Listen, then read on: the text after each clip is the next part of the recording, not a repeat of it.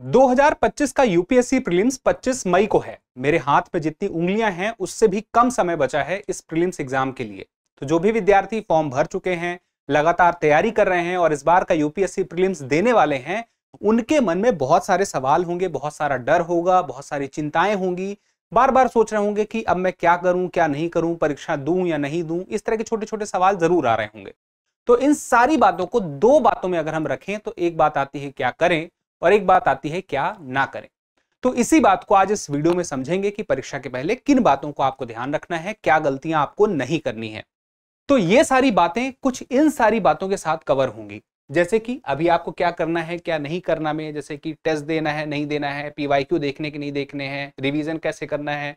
इसके अलावा कुछ और भी चीजें हैं जिसमें कट ऑफ का ध्यान आपको रखना है कि कितने नंबर आप पा जाएंगे या कितने सवाल आप सही कर लेंगे तो आप प्रीलिम्स क्लियर कर लेंगे। साथ में आपको यह भी देखना है कि जो माइनस मार्किंग है इससे अपने आप को कैसे बचा लें, परीक्षा हॉल में आपको क्या कुछ लेकर जाना है, ये छोटी छोटी बातें भी आपको ध्यान में रखनी पड़ेंगी। परीक्षा के दौरान किन बातों को आपको ध्यान रखना है, 2 घंटे जो आप परीक्षा हॉल में बैठेंगे उस वक्त किन बातों का ध्यान रखना है, सीसेट में क्या ध्यान रखना है, ओएमआर शीट के लिए क्या ध्यान रखना है। और इसके बाद, इन सारी बातों के बाद, आज के सेशन में यह बात महत्वपूर्ण है कि सबसे महत्वपूर्ण बात आपके लिए क्या रहने वाली है इतने दिनों में, जो आपको अपने दिमाग में हमेशा हर वक्त ध्यान में रखना है। तो इन सारी बातों में बात करेंगे एक छोटी सी कहानी के साथ में। कहानी क्या है, मतलब एक छोटी सी जानकारी है कि आप देखें इस दुनिया में जितने भी महान लोग हुए हैं, चाहे वह कोई वैज्ञानिक हो, चाहे वह कोई महान नेता हो, चाहे कोई वह आर्टिस्ट हो, कलाकार हो, संगीतज्ञ हो, चाहे वो चित्रकार हो, इन सब में से जो भी लोग हैं जो महान हुए हैं, उन्होंने अपने जिंदगी में कभी भी कोई गलती की अपने काम को लेकर के, तो उस गलती को लेकर के वो हाय तौबा करने के लिए नहीं बैठ गए।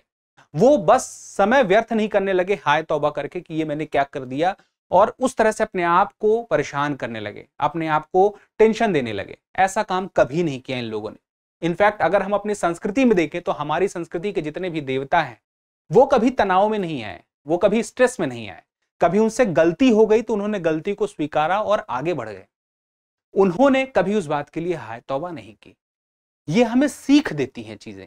महान लोग, लोक संस्कृति के हमारे देवता, ये हमें सिखाते हैं कि हमें भी ना हाय तौबा नहीं करनी। हमें इस बात के लिए परेशान होकर बैठ नहीं जाना कि हमसे गलती हो गई या हमसे कुछ छूट गया या हम ऐसा कर लेते तो ठीक रहता, ये मैंने क्या कर दिया। ऐसे वाले सवाल नहीं आते हैं। वो आगे बढ़ जाते हैं, मूव ऑन करते हैं, अब क्या करना है उस बात पे ज्यादा उनका ध्यान रहता है।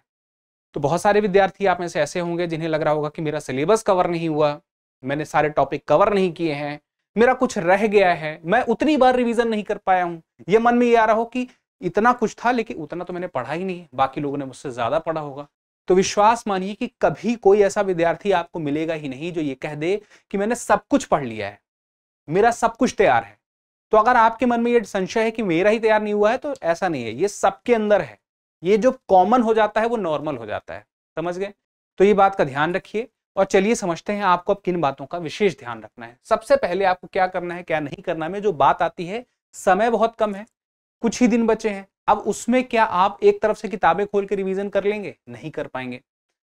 आपने जरूर सिनॉप्सिस जरूर बनाए होंगे, बहुत शॉर्ट नोट्स बनाए होंगे। और ये वो समय होता है ना जब आप एक तरफ से एक एक लाइन नहीं पढ़ते बैठते हैं। अगर आपको कोई सब्जेक्ट देखना है, हिस्ट्री देखना है, पॉलिटी देखना है, ज्योग्राफी देखना है, तो एक शब्द है जिसको कहते हैं सरसरी निगाह से देखना। एक शब्द का एक पूरा वाक्य हो गया। सरसरी निगाह से देखने के लिए आपने कुछ शॉर्ट नोट्स बनाए थे, बस एक बार उसको एक सरसरी निगाह से देखा, आगे बढ़ गए। ये वाला आपका अंदाज डेवलप हो जाना चाहिए। यही समय होता है परीक्षा के पहले का, इसीलिए शॉर्ट नोट्स या लोग सिनॉप्सिस बनाते हैं। क्या आपको टेस्ट देना चाहिए इस वक्त, प्रैक्टिस करनी चाहिए? तो देखिए, इस वक्त आपको पीवाईक्यू पे बहुत ध्यान देना चाहिए। पीवाईक्यू पे ध्यान इसलिए देना चाहिए कि पीवाईक्यू का मतलब क्या हुआ कि यूपीएससी जो सवाल पूछ चुकी है, तो यूपीएससी जिस फॉर्मेट में सवाल पूछती है, वो जो टेम्परामेंट सेट करती है सवालों में, वो टेम्परामेंट आप अपने अंदर लेके आ सकें, आप उसके साथ अपनी केमिस्ट्री बना सकें कि परीक्षा हॉल में जाएं तो आप बोले हाँ एग्जैक्टली ऐसे ही सवाल तो मैं देख के आ रहा हूं जैसे अभी आए हैं। तो आप उस चीज के लिए मेंटली प्रिपेयर रहें। उसके लिए पीवाईक्यू को आप लगातार बीच बीच में देखते रहें। सॉल्व करने की जरूरत नहीं है, लेकिन सवाल देखते रहें, कोशिश करें अटेम्प्ट करने की, लेकिन परेशान नहीं होना है। टेस्ट आप दे सकते हैं, लेकिन लगातार पूरा दिन टेस्ट देंगे तो वो भी ठीक नहीं है। हल्का हल्का समय दीजिए, क्योंकि अब ऐसा है नहीं कि आपको एक नई चीज लेके आ जाएंगे या कुछ नया कर देंगे, तो नया करने के पीछे तो नहीं भागना है। सीसेट पर ध्यान देना है। याद रखिएगा कि वो समय है जहां पे आप सीसेट को हल्के में ना ले रहे हो। तो आप एक बार के लिए 1-2 घंटे बैठ जाइए, ये देख लीजिए कि सीसेट में इतने सवाल आते हैं तो मुझे कौन वाले सवाल पहले कर लेने हैं, मेरा कौन सा पोर्शन ज्यादा स्ट्रांग है जिसको मैं टाइम पे पहले, ये सब पहले से प्लानिंग आपको करके रखनी पड़ेगी। परीक्षा हॉल में आप प्लान नहीं करेंगे, आप पहले ही प्लान कर लेंगे। प्लान ए मेरा ये होगा, जो सेक्शन मेरे लिए फायदेमंद है अगर वो मुझे मुश्किल लगेगा तो प्लान बी मेरा ये होगा, ये सोच के बैठना है आपको। फिर उसके बाद नया स्टडी मटेरियल, अब आपको क्या पढ़ना है, सीधी सी बात है, कोई नहीं सजेस्ट करेगा कि आप नया स्टडी मटेरियल पढ़िए। और नए स्टडी मटेरियल के साथ में जैसे अभी ऑपरेशन सिंदूर आपने देखा, ऑपरेशन किलर देखा, बहुत सारी चीजें हो रही हैं दुनिया में भी। तो बीते कुछ दिनों में जो भी करंट अफेयर आया है बहुत इंपॉर्टेंट है, दुनिया का सबसे इंपॉर्टेंट इवेंट है, वो आपको नहीं देखना है। पिछले 15, 20, 25 दिन का जो होता है करंट अफेयर, वो आपके लिए बहुत मायने नहीं रखेगा इस परीक्षा हॉल के लिए, क्योंकि अब पेपर बन चुका है। तो अगले पिछले 20 दिन में जो कुछ था उस पर ज्यादा ध्यान मत दीजिए, उसको पढ़ने की कोशिश मत कीजिए, उसके नोट्स मत बनाइए। उसके बाद खान पान की देखिए, पढ़ाई की बात तो हो गई, पीवाईक्यू आपको पहले नंबर पे देखना है, सवाल की थोड़ी सी प्रैक्टिस करनी है, वो ठीक है। लेकिन अगर आपने खान पान ठीक नहीं रखा तो आपकी सेहत अगर खराब हुई तो बचे हुए दिन जो आपके पास लिमिटेड हैं उसमें आपका रूटीन खराब हो जाएगा। और रूटीन सिर्फ शरीर का नहीं होता है, आपके दिमाग का भी होता है, उसको भी आराम चाहिए, उसको भी टेंशन फ्री रहना है। देखिए एक लिमिट तक स्ट्रेस में रहना अच्छा होता है कि अगर आप थोड़ी सी टेंशन लेते हैं तो आप फोकस रहते हैं, लेकिन वो टेंशन आपकी एक लिमिट से ज्यादा नहीं होनी चाहिए, बहुत लिमिटेड होनी चाहिए। तो खान पान सही रखिए, नींद को पूरा करिए, नींद को पूरा आप करिए, चाहे दिन में करते हो तो दिन में कीजिए, रात में करते हैं रात में कीजिए, आप अपने हिसाब से देखिए, लेकिन नींद पूरी होनी चाहिए। मतलब जब आप सो के उठें तो ये ना लगे कि मैं सिर्फ 2 घंटे सोऊंगा। परीक्षा के कुछ दिनों में ये तनाव आ जाता है कि मैं 20 घंटे पढ़ लूंगा, तो हो सकता है आप पढ़ बहुत ज्यादा रहे हैं लेकिन प्रोडक्टिविटी उसकी ना हो रही हो। फिर उसके बाद ओवर थिंकिंग की बात आ जाती है, ये बहुत लोगों के मन में आएगा। मैंने शुरुआत में भी कहा था, ये टेंशन आएगी किसी और ने ज्यादा पढ़ लिया होगा, मेरा कम हुआ है, मेरा उतना नहीं हुआ है, रिवीजन नहीं हो पा रहा है, ये वाला टॉपिक तो हुआ नहीं है। तो देखिए सारे टॉपिक में आपको कमांड नहीं भी है, कुछ टॉपिक में है तो आपका काम हो सकता है। अभी तक किसी ने भी 100 में से 90 सवाल सही नहीं कर दिए, 80 सवाल नहीं कर दिए यूपीएससी में, बल्कि और कम हुए हैं।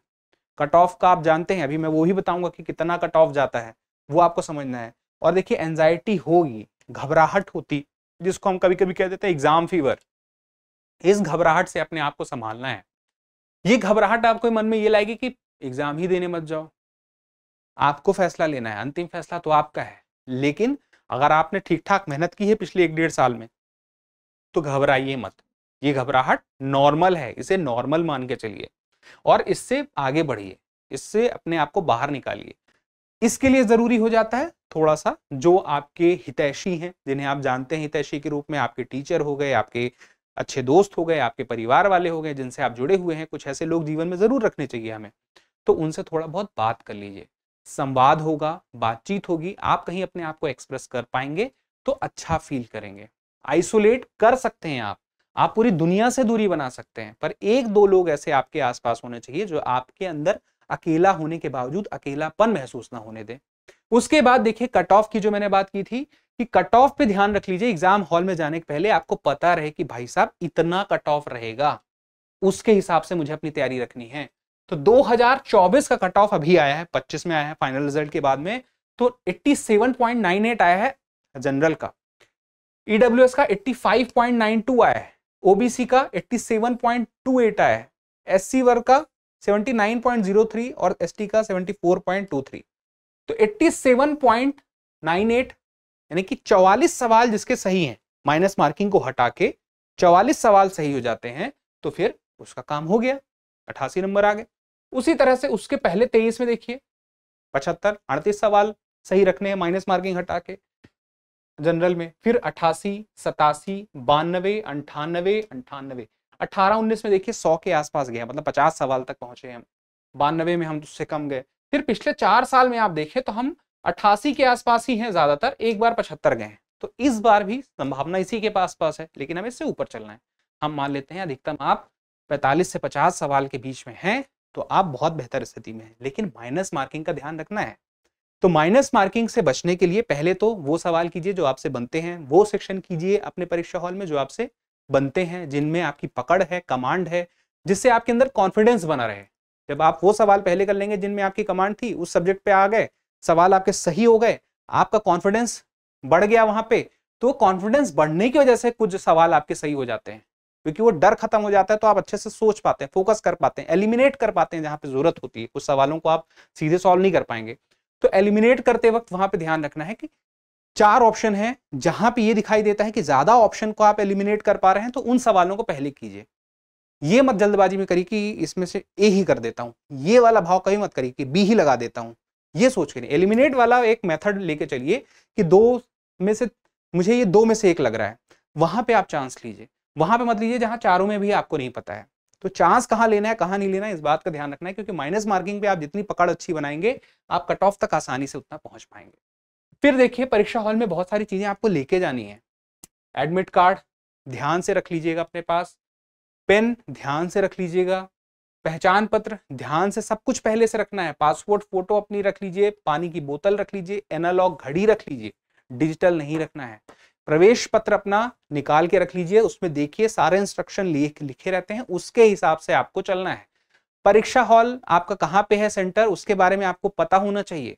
पहले से नेट से सर्च कर लीजिए कितना समय लगेगा परीक्षा हॉल पहुंचने से। हर साल यूपीएससी के एग्जाम में ये गलतियां होती हैं, मैं गलतियां नहीं कहता, पर ऐसी स्थिति बन जाती है कि बच्चे टाइम पे नहीं पहुंच पाते हैं। तो आपको समय ज्यादा लेके परीक्षा हॉल में जाना है। कभी भी एकदम ये गूगल में ये ट्रैक करके मत चलिएगा मुझे 20 मिनट लगता है तो मैं 20 मिनट में पहुंच जाऊंगा, 22-25 मिनट पहले फिर आप घर से निकलते हैं, बीच में ट्रैफिक लग गया, गाड़ी खराब हो गई, कुछ भी इशू हो गया, दिक्कत हो जाएगी, गेट नहीं खुलेगा जिस समय तक आपको पहुंचना है, एंट्री बंद हो गई तो फिर नहीं एंट्री मिलेगी। आप एक्स्ट्रा समय लेके पहुंचिए, कुछ देर पहले पहुंच जाइए, कोई बात नहीं, धूप लगती है छाता ले जाइए, लेकिन अपने आप को पहले वहां प्रेजेंट रखिए। कोई भी परिस्थिति आ सकती है, जैसे आप ट्रेन पकड़ने जाते हैं तो सोच के चलते हैं छूट जाएगी, ट्रैफिक हो जाएगा, तो आप बचाते हैं समय, पहले से निकल जाते हैं। वही करना है यहाँ भी, ये तो आपकी बहुत बड़ी ट्रेन है, ये मिस नहीं करनी है। फिर देखिए किन बातों का ध्यान रखना है। सबसे पहली बात एंजाइटी होगी, वो सबको होगी, इसको नॉर्मल समझिएगा। फिर उसके बाद मनोवैज्ञानिक बढ़त आपको उसी वक्त ले लेनी है। कैसे? ज्यादा वो सवाल अटेम्प्ट कर लीजिए, वो सब्जेक्ट जिस पे आपकी कमांड है। फिर उसके बाद जब आपने वो सब्जेक्ट पे सवाल कमांड कर लिया, फिर आगे बढ़िए। जिन सवालों के जवाब नहीं आ रहा है वहां रुकना नहीं, अटकना नहीं है, आगे बढ़िए, आगे बढ़िए, आगे बढ़िए, जो बनते जा रहे हैं उनको करते जाइए। टाइम मैनेजमेंट करना है, एक सवाल पे कितना टाइम देना है ये देख लीजिएगा, घड़ी से खुद कैलकुलेट कर लीजिएगा। जल्दबाजी में आंसर टिक नहीं करना, जैसे मैंने कहा था ए कर दूं या मैं इसमें मन में आए बी ही कर दूं, क्या वो वाला भाव नहीं होना चाहिए। माइनस मार्किंग वाली बात तो मैंने बता ही दी है। हाइड्रेट रखना है परीक्षा हॉल में, कभी कभी आता है स्ट्रेस में आ गए पानी पीना बंद कर दिया, वो नहीं करना है। फिर रिजल्ट पर ध्यान नहीं देना है। परीक्षा देते वक्त शुरू में कुछ सवाल गड़बड़ हो गए या कुछ सवाल सही नहीं आ रहे हैं, आप परीक्षा देते देते ही सोच रहे हैं मेरा होगा कि नहीं होगा यार, मेरे सवाल उत्तर तो सही नहीं हो रहे हैं, ये वाले भावों के साथ अगर आप टिक करते जा रहे हैं, परीक्षा हॉल में बैठे हुए हैं, तो टेंशन वाली बात है, फिर वो नहीं करना है। अब परीक्षा हॉल में जब आप गए, इन सब बातों पे ध्यान रख लिया, ओएमआर शीट आपके पास है, तो ओएमआर शीट की प्रैक्टिस पहले से कर लीजिए। परीक्षा हॉल वाले दिन ही, जिस दिन आप एग्जाम सेंटर में जाएंगे, उसी दिन आप गोला भरना शुरू करें, ऐसा नहीं होना चाहिए। अभी गोला भरने की प्रैक्टिस भी हो जानी चाहिए, गोला भरने में भी समय लग जाता है कभी कभी, अच्छे से गोला भरना हो तो। पिंड कैसा होना चाहिए उसके हिसाब से पहले से सब सेलेक्ट कर लीजिए, ये इसमें भी आपको ध्यान रखना है। फिर देखिए, जो ज्यादातर लोग क्या करते हैं, एक सवाल देखा उसका गोला मारा, 2 देखा, और कुछ लोग ऐसा करते हैं कि 5-7 सवाल 10 सवाल एक साथ देखा, टिक टिक पहले क्वेश्चन पेपर में कर लिया किसका आंसर ये होगा, फिर उसके बाद एक साथ गोला भरना शुरू करते हैं। जो तरीका आपके लिए बेहतर हो वो करें। मैं यही कहूंगा ज्यादा सवाल एक साथ गोला भरेंगे तो फायदामंद रहेगा। लेकिन दिक्कत ये हो जाती है ना कि कभी कभी अगर क्वेश्चन नंबर का इधर उधर हुआ, कई विद्यार्थियों ने बताया है कि उनको सब कुछ आ रहा था, लेकिन क्या हुआ कि 53 नंबर वाले में 54 का, 55 में 53 का, आगे पीछे गोला अगर हो गया ना तो सारे एक साथ गलत हो जाएंगे। तो नंबरिंग का थोड़ा सा बहुत ध्यान रखना है। फिर सी सेट में मैंने आपको बताया वही सेक्शन पहले करना है जहां पे आपकी कमांड है, क्योंकि आपको बस पास होना है, इसमें कट ऑफ तो बनेगी नहीं। तो आप ये अभी से स्ट्रेटजी बना लीजिए कि मुझे कौन सा सेक्शन करना है, बस बहुत ज्यादा मेहनत की जरूरत नहीं है, जो आपने पढ़ लिया वो पढ़ लिया। अब अंतिम बात पे आ जाते हैं, जो अंतिम बात है और सबसे महत्वपूर्ण बात है। देखिए, एक नाम है मोहम्मद अली, मुझे उम्मीद है आपको पता होगा ये कौन है। इसने कहा था कि मैं अपनी जो ट्रेनिंग का समय था उसके एक एक मिनट से नफरत करता था, बट मैंने खुद से कहा था कि रुकना मत, सफर ना हो, इस परेशानी को झेलो और बाकी जिंदगी को एक चैंपियन की तरह जियो, और सच में एक चैंपियन की तरह ये जिए। तो जब आप किसी प्रोसेस में होते हैं, वो प्रोसेस बहुत परेशान करने वाली होती है, मुश्किल भरी होती है। वो प्रोसेस आपको कहेगी कि जाओ, किसी को गिटार भी सीखना है ना, तो गिटार सीखना बहुत बोरिंग काम है। अगर आप सीखने बैठ जाए तो पहले दिन से बजा नहीं पाएंगे, तो मुश्किल लगेगा। तो हो सकता है बहुत लोग इस वजह से उससे दूर भी हो जाते हैं, लेकिन जब आ जाता है तो फिर आप चैंपियन की तरह उसको बजाते हैं। वही वाली बात है। और इससे भी अच्छा उदाहरण अगर मैं दूं तो अब्राहम लिंकन 1832 में बिजनेस में फेल हुए, 1833 में दोबारा ट्राई किया, फिर फेल हुए, 1835 में इनकी मंगेतर की मृत्यु हो गई, 1836 में ये डिप्रेशन में चले गए, 1838 में ये सोचे कि स्पीकर बनेंगे, वहां पे भी इनका कैरियर नहीं बना, उसमें भी फेलियर इन्हें मिला। फिर उसके बाद 4 बार ये वहां के चुनाव लड़े, कांग्रेस सीनेट के चुनाव लड़े, जैसे हमारे यहाँ लोकसभा का चुनाव होता है उसी प्रकार का अमेरिका में इस प्रकार का चुनाव होता है। 4 बार सोचिए कोई हमारे देश में लोकसभा चुनाव लड़ा, एक बार भी नहीं जीता। उसके पहले भी देखिए कितने सारे फेलियर मिल रहे थे, डिप्रेशन भी मिल चुका था। उसके बाद वो व्यक्ति 1860 में अमेरिका का राष्ट्रपति बनता है, ना सिर्फ राष्ट्रपति बल्कि महान राष्ट्रपति। तो फेलियर्स कितने भी सारे जिंदगी में आ जाएं, वो ये तय नहीं करते कि आपकी जिंदगी आगे की अच्छी नहीं होगी। उसके लिए बस आपको फिर से अपने आप को मौका देना है। तो नकारात्मक विचारधारा से बचिएगा, परीक्षा हॉल में भी बचिएगा, परीक्षा के पहले भी बचिएगा, परीक्षा के बाद में भी बचिएगा, उससे कुछ नहीं मिलने वाला है। इसीलिए मैं ये कुछ उदाहरण देता हूं, जो जीवंत उदाहरण होते हैं वो ये बताते हैं कि हाँ, असल जिंदगी में ऐसा भी बहुत लोगों के साथ हुआ है। तो काल्पनिक बातों से बेहतर होती है जीवंत उदाहरण। तो ये थी सारी की सारी बातें। फिलहाल के लिए इतना ही, जल्दी मिलेंगे हम किसी अगले सेशन में। तब तक के लिए स्वस्थ रहें, मस्त रहें, पढ़ते रहें। धन्यवाद और परीक्षा के लिए all the best. Dear viewers, अपने एग्जाम की तैयारी को और बेहतर करने के लिए हमारे चैनल को लाइक, शेयर और सब्सक्राइब करना न भूलें।